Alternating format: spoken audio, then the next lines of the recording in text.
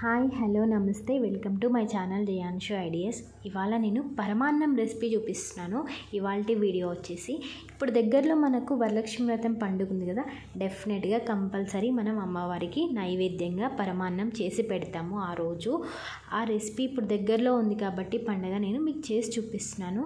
సింపుల్గా అయిపోతుంది. ఆ రోజు చాలా వర్క్ ఉంటుంది కదా, తొందరగా అయిపోయేటట్టు చూసుకోవాలి కాబట్టి మనం పనులన్నీ ఇలా ఈ పద్ధతిలో ట్రై చేసి చూడండి. కొత్త వాళ్ళైతే డెఫినెట్గా మీకు తొందరగా పని అయిపోతుంది.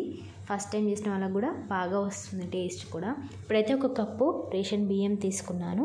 కొంచెం నీట్గా ఉండేటట్టు చూసుకోండి. అమ్మవారికి నైవేద్యం పెడతాం కదా, అందులో ఏం లేకుండా చూసుకోండి.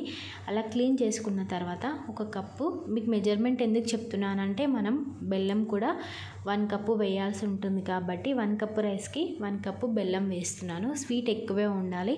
అందులో మనం ఏమన్నా అమ్మవార్లకి కానీ పూజకి వాడే స్వీట్ ఐటమ్స్లో స్వీట్ ఎక్కువ ఉండేటట్టే చూసుకోండి.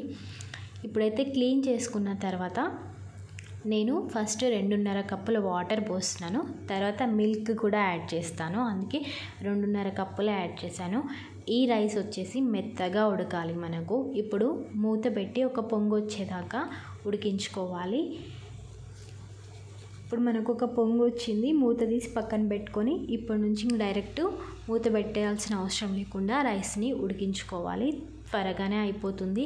అండ్ నేను ఇప్పుడు ఈ పూజ కోసమే అనేసి బగోని తీసుకున్నాను అనమాట కొత్తది. అందుకే మీకు డైరెక్ట్గా ఇందులోనే చూపిస్తున్నాను. ఇందులోనే స్వీట్ ఐటమ్ ఉండాలనేసి వండుతున్నాను అనమాట. ఆ రోజు కోసమే తీసుకున్నాను. అండ్ పూజకు వాడడానికే ఇలా దీన్ని వాడతాను అనమాట. అండ్ మీరు దేంట్లో అయినా చేసుకోండి. కాకపోతే స్టీల్ ఐటెంలో మాత్రం మనం టీ పెట్టుకునే బగోన్లలో చేస్తే మాడిపోతుంది కంపల్సరీ. ఫస్ట్ స్టార్టింగ్ ఉడికినా కానీ తర్వాత మాడుతుంది. అలాంటివి కాకుండా కొంచెం మందంగా ఉండే బగోన్లలో చేసుకోండి. ఇప్పుడు మనకు రైస్ ఉడికిందో లేదో చెక్ చేసి చూపిస్తున్నాను నేను. కొంచెం ఉడికింది, 70% ఉడికింది. మనకి ఇంకా కొంచెం మెత్తగా ఉడకాలి కదా పరమాన్నము. అందుకే కొంచెం ఒకసారి కలిపినప్పుడు కూడా బలంగా కలుపుకోవాలి. నేను ఇప్పుడు కంప్లీట్గా చిక్కటి పాలు తీసుకున్నాను. పచ్చి పాలైనా సరే కాగబెట్టినవైనా సరే తీసుకొని అలా చిక్కని పాలు 1 కప్ కంప్లీట్గా పోసిన తర్వాత ఇప్పుడు స్విమ్లో పెట్టి ఈ పరమాన్నాన్ని ఉడికించుకోవాలి. ఇంకా ఇప్పుడు మనకు ఆల్రెడీ రైస్ ఉడికిపోయింది కదా, స్విమ్లో పెడితే మనకు ఇంకొంచెం మెత్తగా తొందరగా ఉడికిపోతుంది అనమాట. పెద్దగా పెడితే మాడుతుంది. అండ్ ఇప్పుడు 1 కప్ బెల్లం తీసుకున్నాను కదా, ఆ బెల్లం మొత్తం వేసాను. పాలు వేసి కొంచెం మనకు రైస్ ఉడికిన తర్వాత పాలు కొన్ని దగ్గరికి అయిన తర్వాత బెల్లం వేసుకోండి. బెల్లం కంప్లీట్గా కరిగిపోయిన తర్వాత ఇప్పుడు మనకు పరమాన్నం చూడండి మంచి కలర్లోకి వచ్చింది కదా. ఇప్పుడు ఆల్రెడీ నేను ఇంతకుముందు రైస్ సగం ఉడికిన తర్వాత ఒక 1/2 టేబుల్ స్పూన్ నెయ్యి వేసాను. అది షూట్ మిస్ అయింది. ఇప్పుడు మళ్ళీ ఒక 1 టేబుల్ స్పూన్ నెయ్యి వేస్తున్నాను. మళ్ళీ వేస్తాను నెయ్యి కూడా. అండ్ ఇంకోటి ఇందులో స్పెషల్ ఏంటంటే పచ్చి కొబ్బరి కనుక ఉంటే వేసుకోండి, ఫ్లేవర్ బాగుంటుంది. అండ్ ఇలాచి ఒక 2 దంచి వేసుకుంటున్నాను. ఆ పైన తొక్కలు కూడా వేసుకోండి, బాగుంటాయి ఇలాచివి.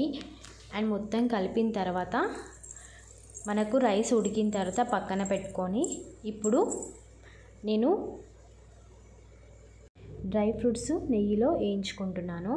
ఒక 6 వరకు జీడిపప్పు, ఒక 4 బాదం కట్ చేసి వేసుకుంటున్నాను. అండ్ కిస్మిస్ మీ ఆప్షన్, ఏవైనా వేసుకోండి డ్రై ఫ్రూట్స్. కానీ కంప్లీట్గా ఒక 2 టేబుల్ స్పూన్ల నెయ్యి వేసి నెయ్యిలో వేయించుకోండి. అప్పుడు ఫ్లేవర్ బాగుంటుంది కదా నెయ్యిలో వేసుకుంటేనే. పరమాన్నానికి మెయిన్ టాస్క్ ఏంటంటే నెయ్యి వేస్తేనే బాగుంటుంది. ఇప్పుడు ఇవన్నీ డ్రై ఫ్రూట్స్ స్విమ్లో పెట్టి వేయించుకోండి మాడకుండా. ఇప్పుడు స్టవ్ ఆఫ్ చేసాం కదా మనము. ఇప్పుడు ఇందులో వేసేద్దాము డ్రై ఫ్రూట్స్ని. ఆల్మోస్ట్ మన పరమాన్నం అయితే రెడీ అయిపోయిందండి. జస్ట్ డ్రై ఫ్రూట్స్తో గార్నిష్ చేసుకోవడమే. పరమాన్నం అయితే రెడీ అయిపోయింది.